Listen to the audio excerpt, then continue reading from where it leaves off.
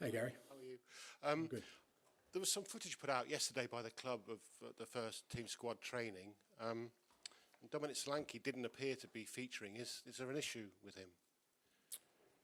Yeah, no, Dom picked up a knock against in the last game, so he got through the game, but it kind of flared up the day after, and he'll miss tomorrow. A blow, obviously, because he played well in parts, didn't in his Played debut. very well, yeah.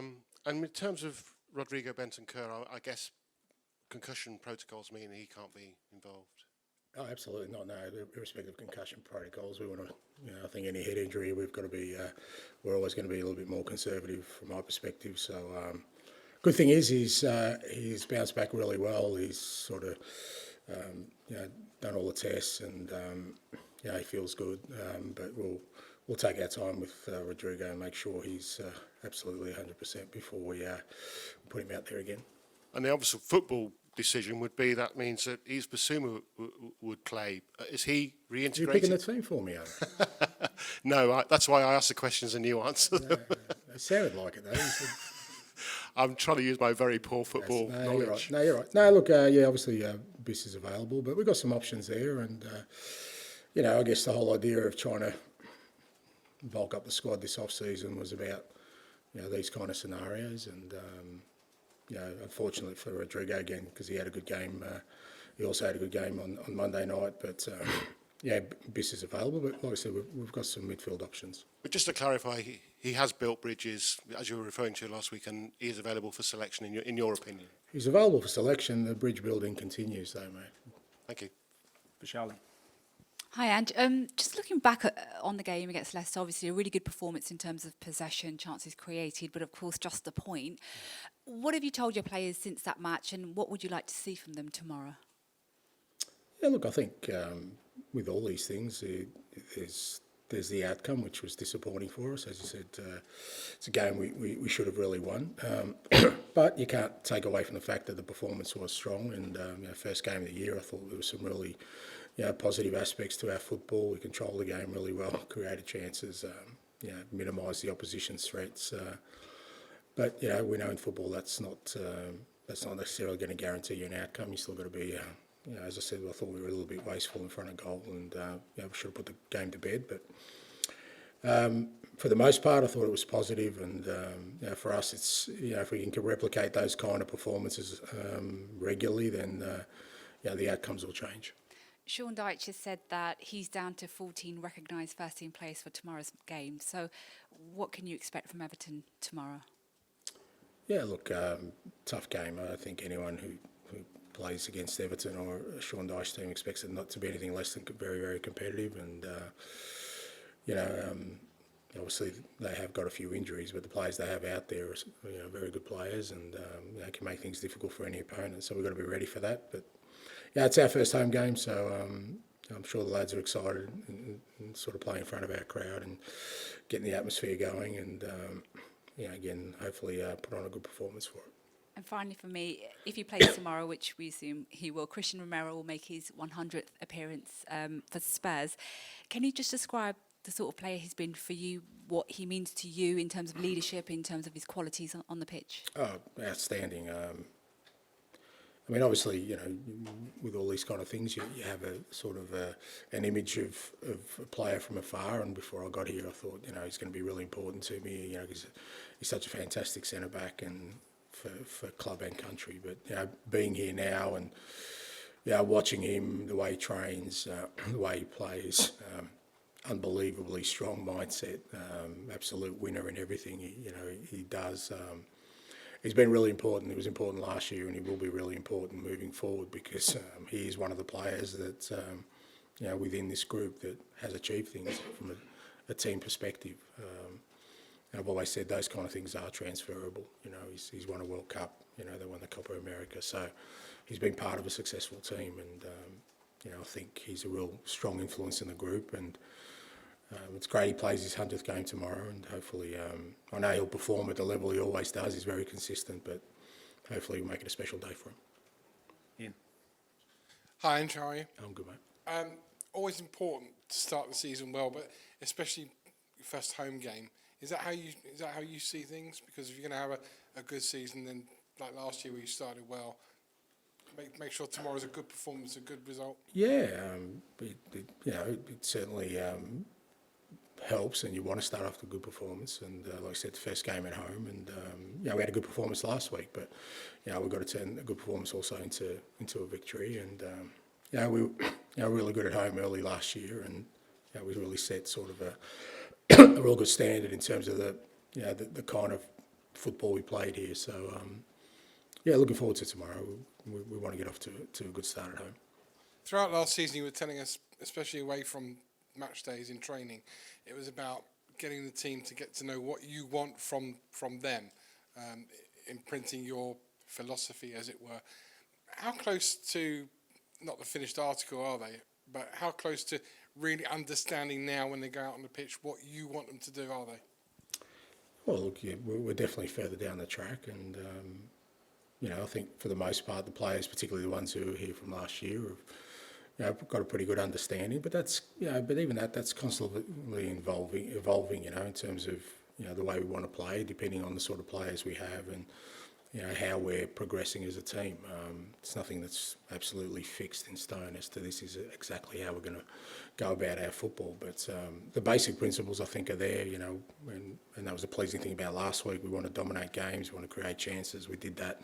We want to minimise the opposition's chances, we did that. So I think a lot of it is embedded in there, but it's a constantly evolving process. So when you see your team dominate games and do what you want, but they don't necessarily get the outcome that you think they deserve or you want them to do and win the game, does that make you less angry? Does that make you think, well, hang on a minute, they're doing what I want them to do? So ultimately, down the track, we're going to get to our destination, if the journey today wasn't quite where I wanted to be. Yeah, look, it's not about anger. It's not it's. I mean, obviously the game's an emotional game. So if you don't win, then obviously everyone gets disappointed with that, and varying ranges of emotion. My job is to kind of whatever emotions I have to park to one side and just really look at how we played, because that's I've said 1,000 times.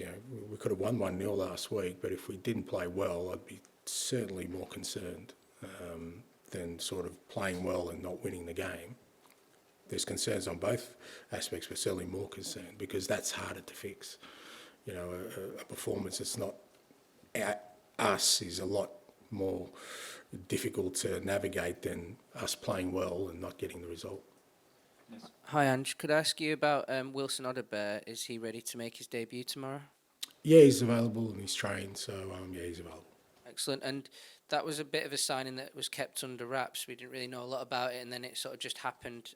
How did you sort of sign him? Why did you sign him, and what was the thinking behind it? We went through the same sort of processes, and he was one we identified really early on. In the summer, as no secret, we were looking for a wide player, and Wilson was one of the ones we highlighted, and it was we had to kind of sort of just go through certain steps to get these things done. They're not as straightforward as just saying that's who we want, go and get them.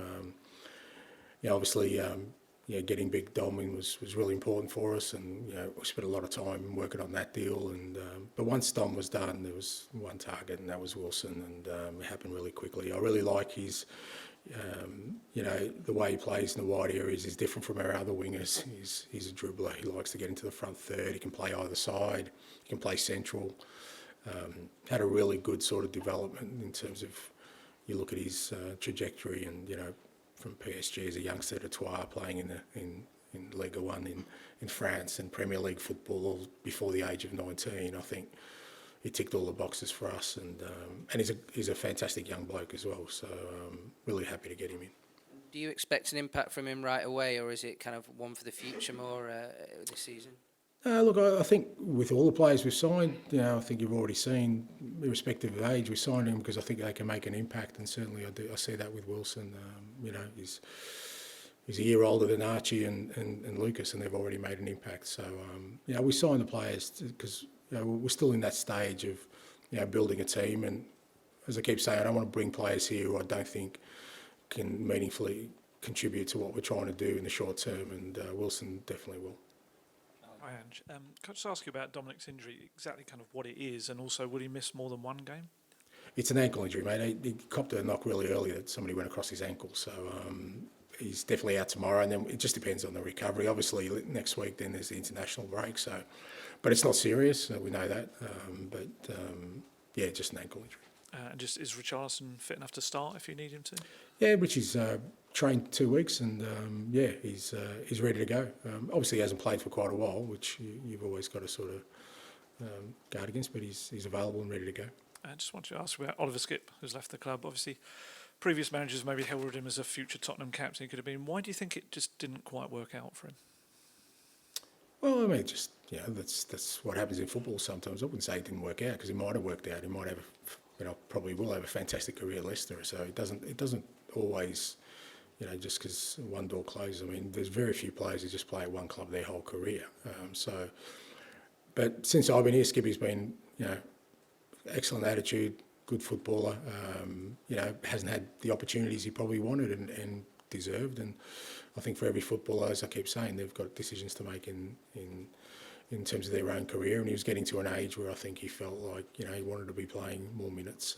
But a fantastic person, an academy graduate, who ended up playing for his club for a number of seasons. So I don't think that's not working out. I think it's, it's a credit to him. And like I said, I'm sure he's going to have a fantastic career from here on. Hi, Ange. The club announced earlier that Ashley Phillips is going on loan to Stoke City for the season. Just wanted to ask a little bit about the rationale behind that and what you thought about his performances in pre-season. Yeah, Ash. I think it's a really good loan for him. Going to Stoke. Obviously, I guess with the younger players, it's a balance between, well, if we keep them in the squad, are they going to play meaningful minutes? And with Ash, we didn't feel that was going to be the case. And he sort of played the back end of last year at sort of fairly regularly at Plymouth, and we feel like he needs to play more football. Centre backs, it's a bit of a trickier position. Sometimes players need more game time to develop and improve rather than just training, and we felt it was the best decision for him. Can I just check on Pedro Porro, and who appeared to come off? Yeah, he's fine, mate. Yeah, he trained and bounced back okay. And anyone else that you're expecting to be out? No, everyone else. Everyone else is all good. Thanks. Okay, we'll finish this section with George, please. Hi, Ange. Just going back to Ash Phillips, that leaves you with 4 recognised centre-backs. Are you kind of happy with that depth, or is that an area that you might try and do something over the next week or so? No, look, I think obviously we've got Radu, who's is going really well, training really well, and Ben can play centre-back as well. So Archie can fill at centre-back, so I think we're okay. And just with Archie, I guess he's a candidate to play tomorrow instead of Bentancur. He's obviously very young into his career, but he showed incredible depth and versatility. Do you think long-term 6 is potentially where his position is going to be? Who knows, mate? I mean, everywhere we've put him so far, he's looked really comfortable, and it's a credit to him that he's sort of adjusted to Premier League football. I mean, that was him and Lucas's first Premier League game last week, and they came on and made an impact, which is fantastic for us when you think about 2 18-year-olds who are already making an impact. But we'll see with Archie. Like I said, he's obviously a very smart young man in terms of receiving information. So whatever position we put him, we kind of try and guide him through that, and he takes that on board really well. And it's going to be an asset for us. I mean, look, we're one game into a 50-plus game season, so I'm sure he's going to play a lot, and he might play a number of positions. And where he ends up, mate, I think he'll be the master of his own destiny in terms of that. And just finally, with the transfer window shutting in a week, how kind of active do you expect the next week to be? Is outgoings a big area that you sort of want to push to get a few more out? Yeah, look, we're still, probably a couple more who probably will go out, but we've done a fair bit of work, in the last 12 months in terms of the squad. As much as, the focus has been on getting guys in, we've changed the squad a fair bit. We've brought down the demographic a fair way. I think we've brought in footballers who are more sort of suited to playing the football we want to play and moving forward. So there's been a lot of work done in that area from our perspective. But with a week ago, there's still a little bit to do.